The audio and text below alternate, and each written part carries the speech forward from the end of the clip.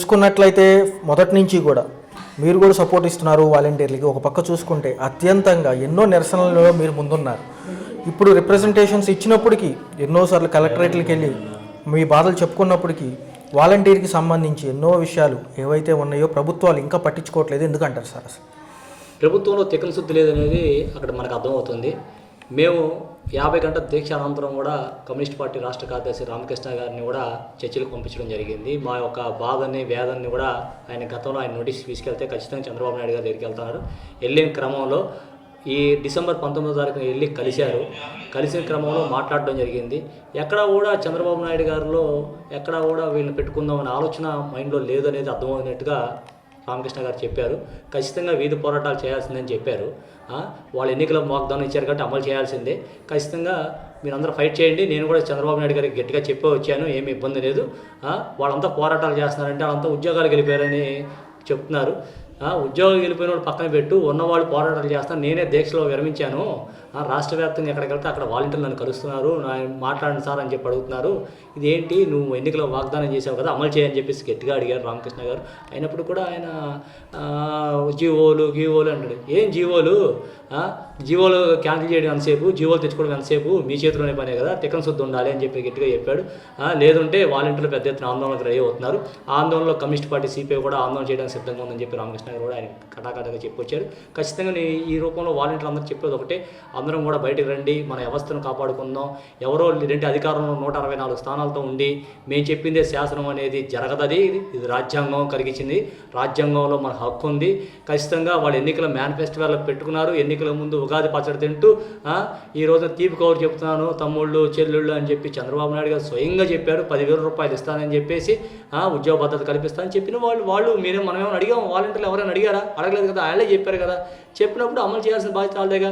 NDA కూటమిలో భాగంగా పవన్ కళ్యాణ్ గారు ఎక్కడికెక్కడ చెల్లమ్మలు, మీకు పొట్ట నేను కొట్టేవాడిని కాదమ్మా, నీ అన్నయ్యని నేను, మీకు 5,000 రూపాయలు ఏం సరిపోతే 10,000 రూపాయలు ఇస్తానని చెప్పిన వ్యక్తి పవన్ కళ్యాణ్ గారు. అవునా కాదా? మేమేమన్నా ఎన్నికల్లో చెప్పమని చెప్పామేమన్నా? మీరేగా చెప్పింది. మీరెవరు కంగారు పడొద్దు అని రాజీనామాలు చేస్తుంటే మూకుమ్మడి రాజీనామాలు ఎక్కడికెక్కడ జరుగుతున్నాయంటే ఎన్నికల కమిషన్కి లేఖ రాసింది ఎవరు? ఎన్డీఏ కూటమిలో చంద్రబాబు నాయుడు గారు. మీరు కాదా? లేఖ రాసి వాళ్ళు ఎక్కడ కూడా అమలు చేయవద్దు అంటే శాంక్షన్ చేయాలంటే వాళ్ళ రాజీనామాని యాక్సెప్ట్ చేయొద్దని చెప్పింది మీరు కదా. ఎన్నికల కమిషన్ కూడా యాక్సెప్ట్ చేయట్లేదని కూడా చెప్పింది కదా. మరి ఏంటిది? మరి జీవోలు అప్పుడు ఎందుకని జీవోలు లేవని తెలుసుకోలేకపోయారా మీరు తూచా? మీరు అధికారంలోకి వచ్చిన తర్వాత 204 కోట్ల బడ్జెట్లో మీరు ఏ రకంగా ప్రవేశపెట్టారు? వీళ్ళకి పెండింగ్లో బకాయిలు ఉన్నాయని చెప్పేసి ఏప్రిల్ మే అసలు జీవోలు లేకుండా గౌరవవేతనం ప్రభుత్వ అకౌంట్ నుంచి ఎలా పడ్డాయి? ఈ గడిచిన 7 నెలల్లో ఏ సంబంధిత అధికారులని, ఏ సంబంధిత గత మంత్రివర్యుల్ని జైలుకి పంపించారా? వాటి మీద విచారణ కమిటీ ఏమైనా వేశారా? ఎందుకు వేయలేకపోయారు? మీ నోటీస్కి రాగానే జీవోలు లేకుండా వీళ్ళకి అన్అఫీషియల్గా డబ్బులు ఇస్తే ఏ రకంగా అన్అఫీషియల్గా ప్రభుత్వం నడుపుద్ది? నడపడానికి వీల్లేదు కదా. ఖచ్చితంగా వాళ్ళ మీద ఒక కమిటీ వేసి ఆ కమిటీతో నిర్ధారణ చేసి ఈ పాటికి చర్యలు తీసుకోవాలి కదా. మరి ఎందుకని చర్యలు తీసుకోలేకపోయారు? అంటే ఈ జీవోలు నెపం, ఈ సరైన పద్ధతి కాదు. మీరు ఏదైనా ద్వంద్వ వైఖరి ఏమైనా ఉంటే మానుకోండి. వాళ్ళంతా జగన్ మనుషులు, జగన్ వారసులు అనుకోమాకండి. మరి జగన్ తాలూకా మనుషులు ఎమ్మెల్యేలకు పోటీ చేసి ఓడిపోయిన వాళ్ళందరూ లేదా గెలిచిన వాళ్ళు అందరూ మీ దగ్గరికి వస్తున్నారుగా. మీ దగ్గరికి ఎన్డీఏ కూటమిలో ఉన్న పవన్ కళ్యాణ్ దగ్గరికి వస్తుంటే సంకలు గుద్దుకుంటున్నారు, తీసుకుంటున్నారు, బ్రహ్మాండం చేసుకుంటున్నారు. మరి వాళ్ళు ఏ గంగలో కలిపారు? ఏ గంగలో కలిపితే వాళ్ళ పాపాలు పోయినా చెప్తే వీళ్ళు కూడా అదే గంగలో కలిపి ములిగి లేస్తారు అన్నమాట. పాపాలు పోతాయి. వీళ్ళు కూడా తీసుకోండి. వాళ్ళు చేస్తేనే ఒకప్పుడు పాపం అంటున్నారు, ఇప్పుడు మీ దాంట్లోకి వస్తే వాళ్ళంతా గొప్పవాళ్ళు అంటున్నారు. మరి వాలంటీర్లు ఏంటి? అది సరైన పద్ధతి కాదు కదా. వాలంటీర్లని ఆ రకంగా మీరు ఉసిరి పెడతాం సరైన పద్ధతి కాదు. ఎన్నికల వాగ్దానం అమలు చేయాల్సిందే. మేము చెప్తున్నాం, ఈ రోజున జనవరి నెల నూతన సంవత్సరం, కొత్త సంవత్సరం రాబోతుంది. ఈ గడిచిన సంవత్సరం ఈ 6 నెలలు కూడా పోరాటాలతోనే వాలంటీర్లు ముందుకెళ్ళారు. ఖచ్చితంగా ఈ నూతన సంవత్సరంలో కూడా వాలంటీర్లకు న్యాయం చేయకపోతే రేపు 2వ తారీఖున మీరు క్యాబినెట్లో కనుక దీని గురించి ఊసే లేకపోతే ఇది పోరాట సంవత్సరంగానే వాలంటీర్ల సమస్య పోరాట సమస్యగానే ఇది రాబోతుంది.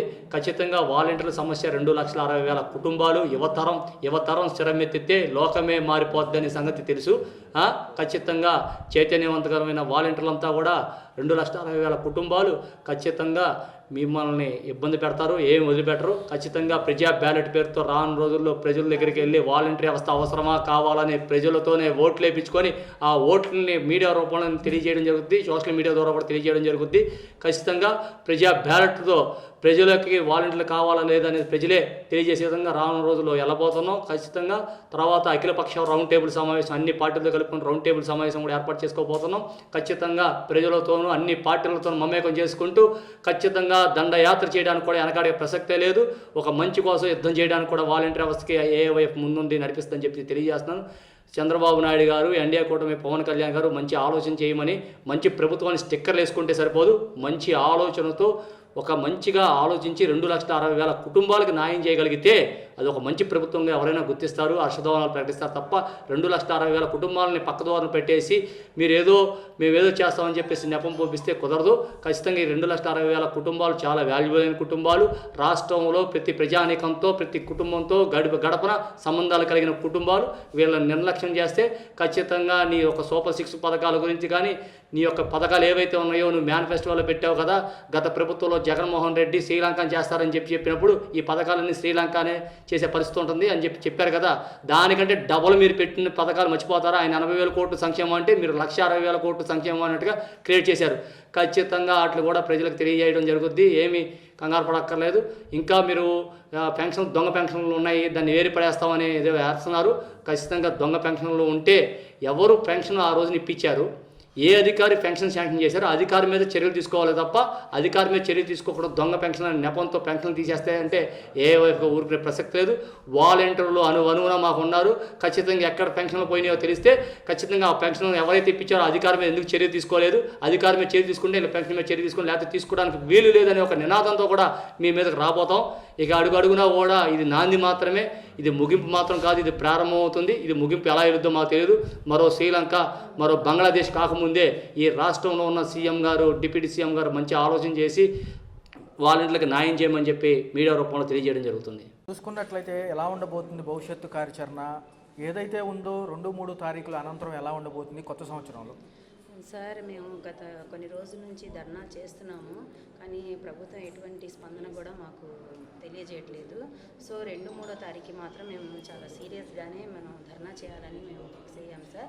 కొంతమంది వాలంటీర్స్ కూడా వాళ్ళు డేర్ చేసి బయటికి రావాలి, ఈ ధర్నాలో పాల్గొనాలి. ముఖ్యంగా వాలంటీర్లకి నేను చెప్పదలుచుకుంది ఏంటంటే ప్రతి ఒక్కళ్ళు 2,60,000 మంది వాలంటీర్స్ ఉన్నారు.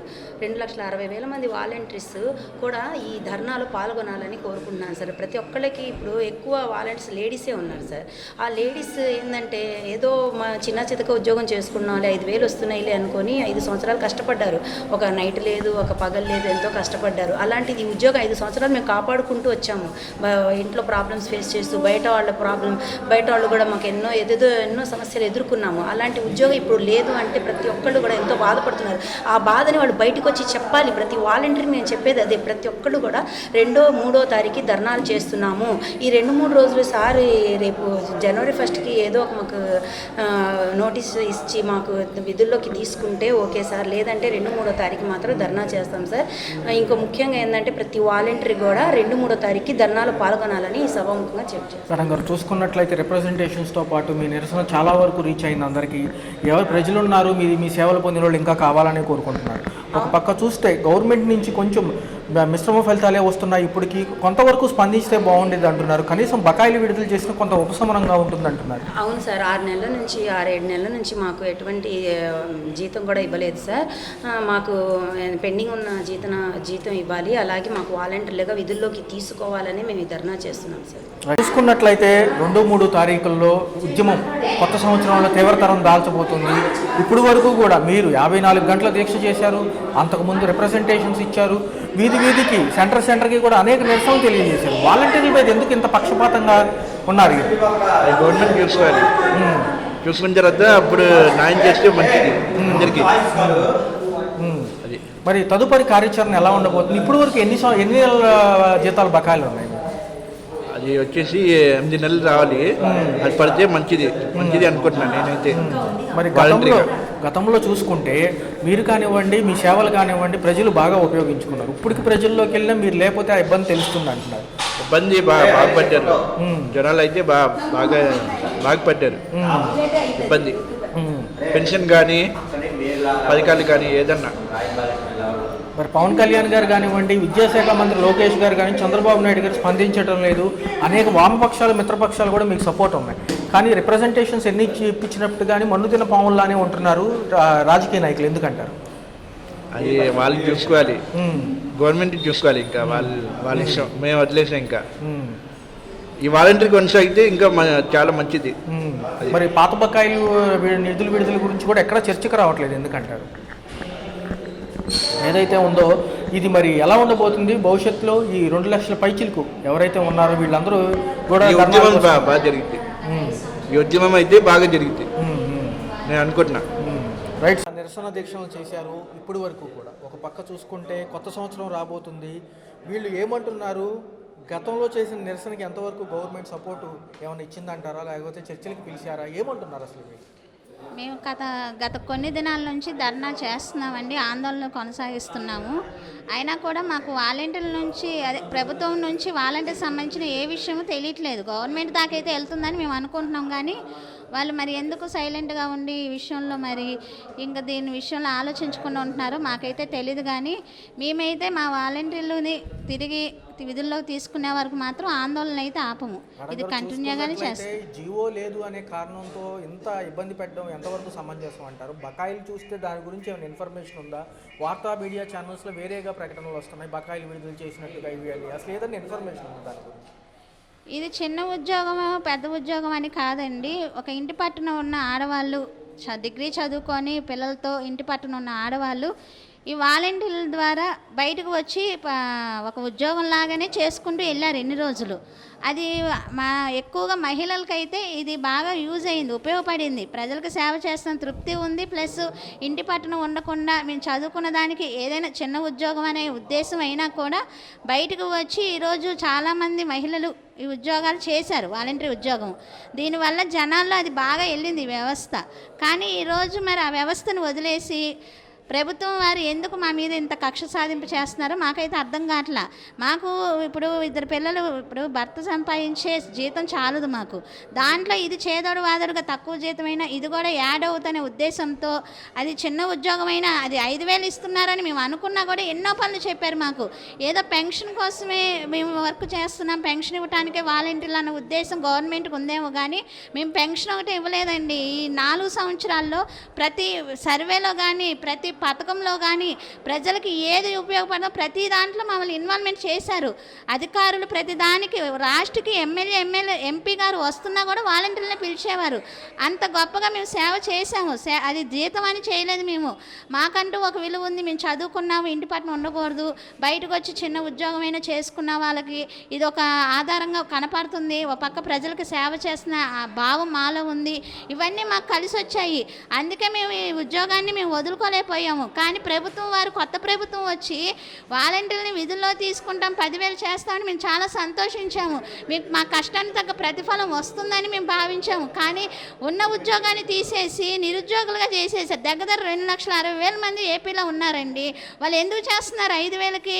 ఏదో మాకు 5,000తో మేము బతికేస్తామని కాదు, మేము చదువుకున్న దానికి కొంచెం ఒక వాల్యూ ఉంది, ప్రజలకి మేము ఉపయోగపడుతున్నాం, మాకు ఒక ఆధారంగా, మా భర్తలు సంపాదించేదానికి ఒక ఆధారంగా ఉంటుందని ప్రతి స్త్రీ భావించారు. మరి చిన్న చిన్న పనులు వేరే పనులు చేసుకొని దీనికి దానికి 2 సమన్యాయం చేసిన వాళ్ళు కూడా ఉన్నారండి. ఈ విషయాన్ని గమనించి ప్రభుత్వం వాళ్ళు వెంటనే ఈ వాలంటీర్ వ్యవస్థని కొనసాగించాలి, మమ్మల్ని విధుల్లో తీసుకోవాలి, మాకు ఆగిపోయిన బకాయిలు కూడా చెల్లించాలి. గత 6 నెలల నుంచి మేము ఆ అమౌంట్ మా హస్బెండ్ ఇప్పుడు సపోజ్ పెళ్ళైన వాళ్ళు ఏం చేస్తారు, ఒక రెంట్కో దేనికో వస్తుంది అనుకుంటారండి.